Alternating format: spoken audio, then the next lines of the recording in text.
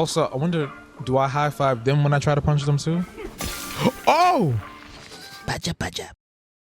What's good? It's me, your guy, all the way from Bed-Stuy, Habbo, and this is Habbo Plays, a gaming channel where I play some of my favorite games of all time while discussing everything about them. This video is all about Donkey Kong Bananza, and the leader of the bunch is back. He's bigger, faster, and stronger than ever. I streamed the game over the past few days here on YouTube, and I'd love to share some of my thoughts and opinions with y'all, so let's get into it. Donkey Kong Bananza comes to us from Nintendo and developed by Nintendo EPD, the same team behind the 2017 hit Super Mario Odyssey. Donkey Kong has now joined the likes of Link, Kirby, Mario Kart, and Pokemon on Nintendo's journey to breathe new life into classic franchises. In Donkey Kong Bananza, we play the role of the titular gorilla Donkey Kong, taking a side gig working the mines for the glimmering Banandium Gems of Ingot Isle, which is somewhere off the coast of Kong Island. Unfortunately for DK and his simian co-workers, Ingot Isle comes under the attack by the Void Company, a trio of nefarious and cool-looking villains seeking to reach the planet's core, powering their massive rock machine with the very bananas we've been trying to collect. This sends DK on an odyssey unlike any other, alongside Oddrock, who later hatches as Pauline, as seen in the promotional material, as they chase after the demented delinquents to stop their destruction of the planet, send Pauline back home to the surface, and of course rescue Donkey Kong's banana horde, because it wouldn't be a Donkey Kong game if it didn't center around a bundle of bananas.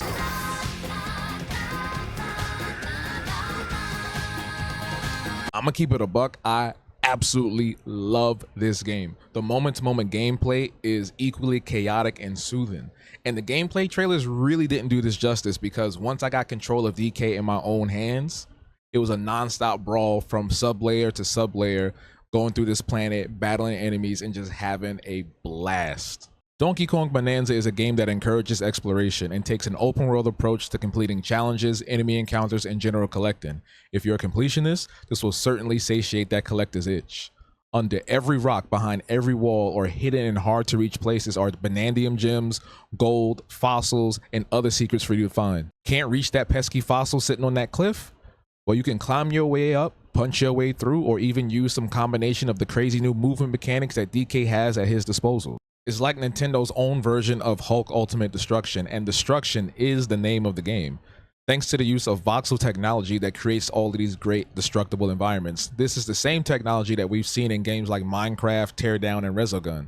You can punch your way through just about every surface, every hilltop, and every building you come across. Each collectible you find has a unique purpose as you journey to the planet's core. Banandium Gems grant you skill points to enhance your abilities. Gold and Banandium Chips allow you to purchase cool items and useful items like balloons, juices, or even property, among other things. Fossils allow you to get into your fashion bag. Just like Mario and Mario Odyssey, DK and Pauline can don many types of fits to suit your fashion sense and style. This video is brought to you by the generous contributions of viewers like you. Head over to patreon.com/habtunes for more details and consider joining today for just $1 a month. Ironically, I was against using the different fur dyes because I thought they looked silly, but they actually compare really well with certain outfits. And what's even cooler, each outfit provides a specific bonus to DK's abilities or for exploration. There are all kinds of skill challenges littered throughout each level, ranging from incredibly easy to, I wasn't expecting all this. One challenge will have you destroying an entire apartment building in under 20 seconds, another will have you fighting variations of familiar enemies, and others will test your platforming skills. There's something for everyone here. The core of this game is in the title. DK Bananza's big draw is the Bonanzas, a new form of transformation that grants DK extraordinary abilities bestowed upon him by the elders of the sublayers in combination with Pauline's singing. More on that later. At the time of writing this, I've unlocked 2 Bonanzas, and they're both mad fun. Kong Bananza is the first one you get, and it's basically DK going Super Saiyan. He turns into this massive, muscular ape with black fur and bananas for hair that can punch through even the strongest and toughest enemies and materials. Ostrich Bonanza allows you to glide through the air and lay egg bombs on some Banjo-Kazooie style shit. And the final Bonanza, which I think might be the final Bonanza, I believe turns you into a zebra, which allows you to run really fast. Each of these transformations can turn difficult challenges into trivial situations, and they're overall a blast to use, especially in boss fights. Boss fights are mad engaging and cinematic, and just like the normal gameplay, it's frantic and keeps you on your toes. And you can tell the team drew inspiration from other titles in the Nintendo catalog. That one boss fight in Sublayer 600 screams Legend of Zelda, and that's not a bad thing. Art often draws on the inspiration of material and environment that precedes it.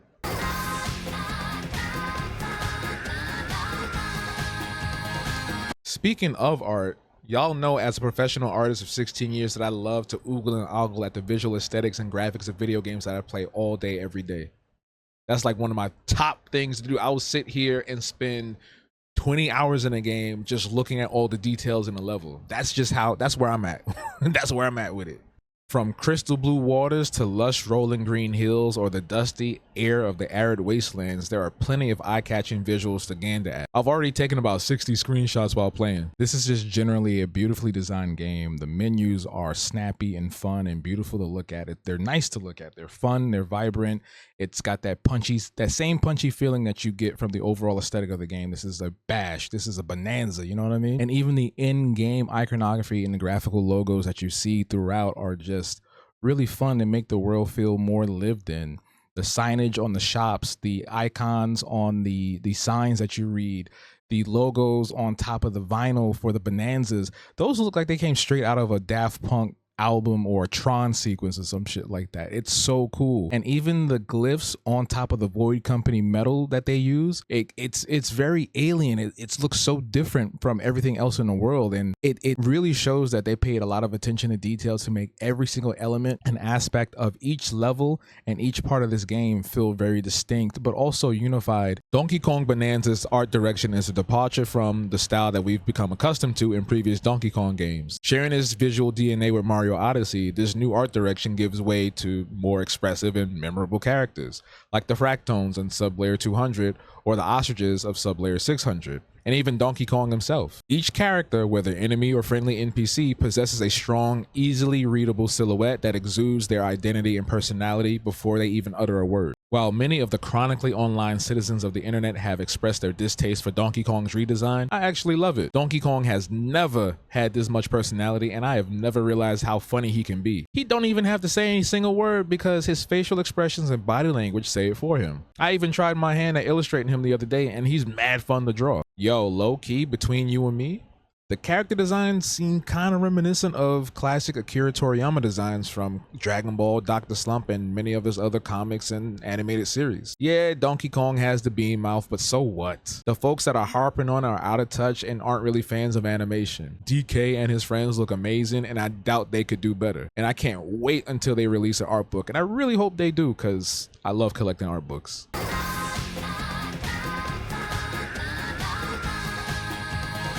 In my honest opinion, nothing pairs well with good visuals than some good audio. DK Bananza shines in so many ways I didn't expect it to. The whole game is essentially themed around music. Checkpoints are tuning forks. Pauline can hit enemies with her voice in co-op mode. You remove obstacles with Pauline singing, and all of the Bonanza transformations have their own theme songs with lyrics. My favorite so far is the Kong Bonanza theme. Yeah, so real quick, I did end up getting the Zebra Bonanza, and y'all just got here for yourselves.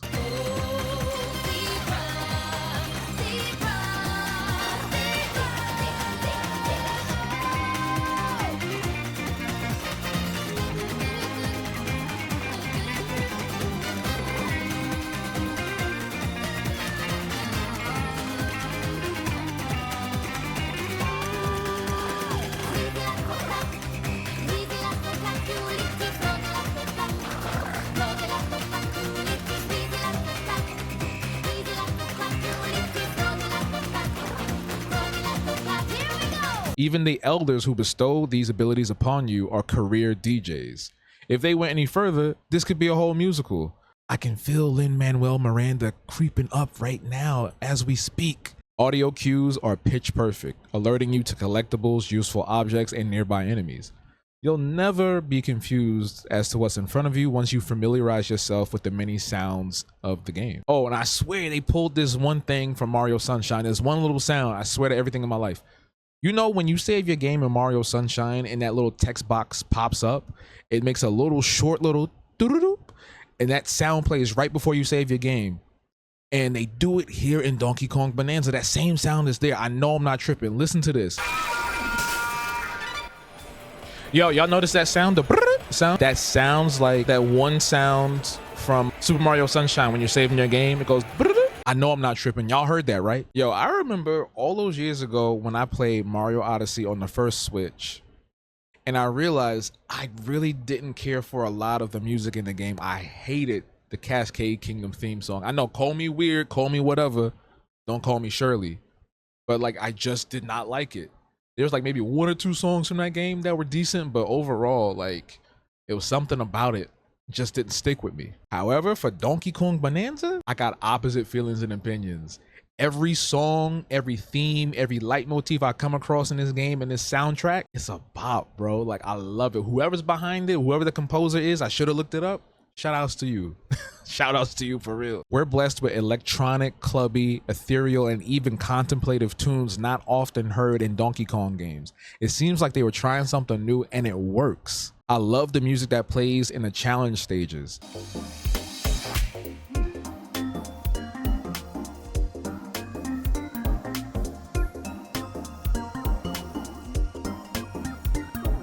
I feel like I can put that or any level's theme song on in the background and get into a flow state while I'm working on the next Sweaty Minds comic or any other project that I got going on. Nintendo was even smart enough to throw in some remixes of classic tunes that we know from previous Donkey Kong games. I won't spoil, but some special stages do have some tunes for those Donkey Kong Country fans out there. You won't be disappointed. I will say though, I wish they had the full DK rap in the game, but maybe that's something that I will unlock later on, or maybe it's a bonus feature or something like that. Who knows?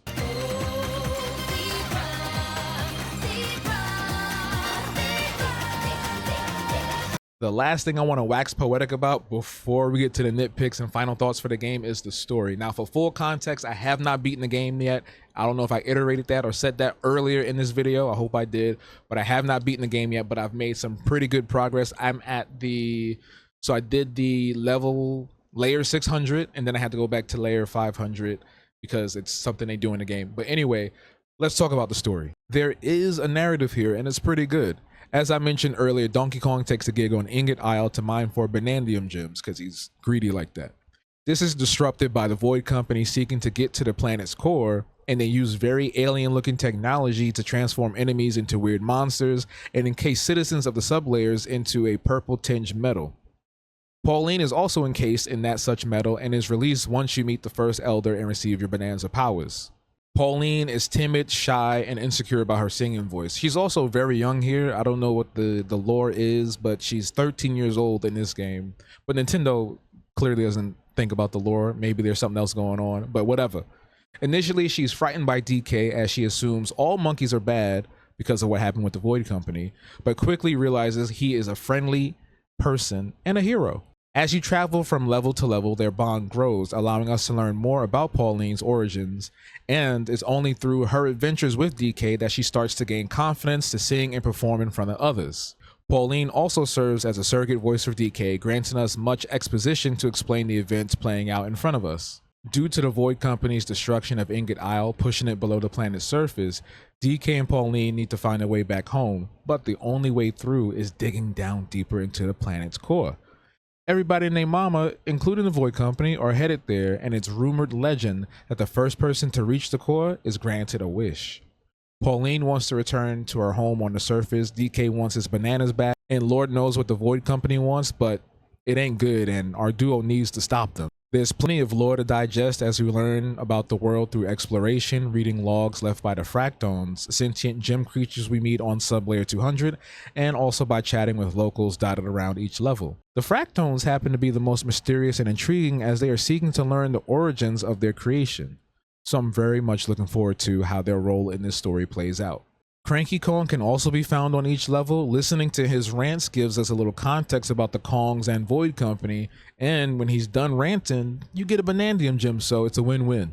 So far, this is a very engaging, intriguing, and interesting narrative. It's not overly complex, but there's just enough fun and bombastic moments to keep me at the edge of my seat while I'm playing and smashing through all these levels and beating up on enemies and collecting all these gems and gold and getting those cool outfits.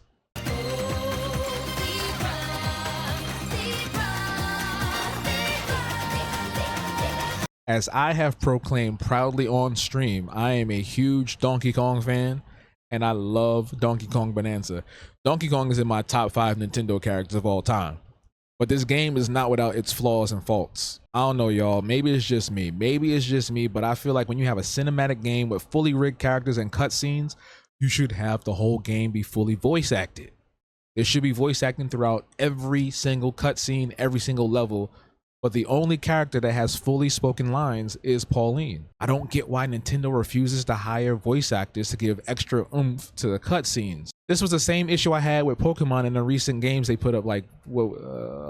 This was the same issue I had with the recent Pokemon games, Scarlet and Violet. Another point of contention is the camera. Sometimes when you're smashing through levels and you digging through all the dirt and the other materials and you going crazy, maybe you're doing Kong Bonanza and you're just smashing like crazy through everything, right? And there's stuff happening all over the screen. Sometimes you lose track of yourself. The camera can't keep up, or it puts you in an awkward position where you can't really fully see what's in front of you. Difficulty seems to be kind of all over the place. There's some instances where things are pretty easy, and then sometimes it's like, damn, wait a minute, hold on. Yo, when I got to that one level with the ostriches, bro, like I was like, hold up, bro, why am I, they was whooping me.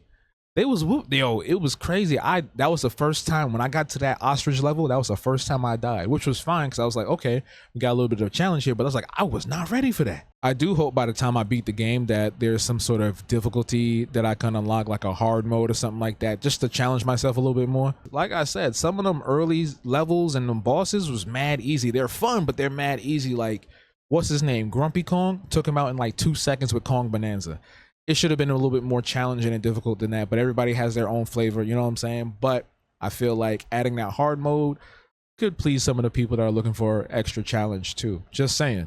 So if that is something that is unlocked after I beat the game, I will update y'all in a post or something and be like, yeah, there it is. The game generally moves at a smooth 60 frames per second, but when you're punching through mad buildings and rocks and stuff, especially when you got Kong Bonanza going, you might notice a slight dip here and there, but to me, it's a raindrop in an ocean of overall good performance. It's not that big of a deal to me. And also the textures, not every single thing is super high res, but also unless you're staring mad hard and you're looking for something to be mad about, it's not that big of a deal either. At the end of the day, when it's all said and done, it's really not going to hamper your experience unless you are one of those people that harps on that stuff like crazy and you have nothing else to do with your life. So if that is you, maybe you shouldn't play this at all. Jokes aside though, like real talk, this is my Breath of the Wild. This is my Mario Odyssey. Donkey Kong Bonanza is one of my favorite games on the Switch 2, let alone the Switch family.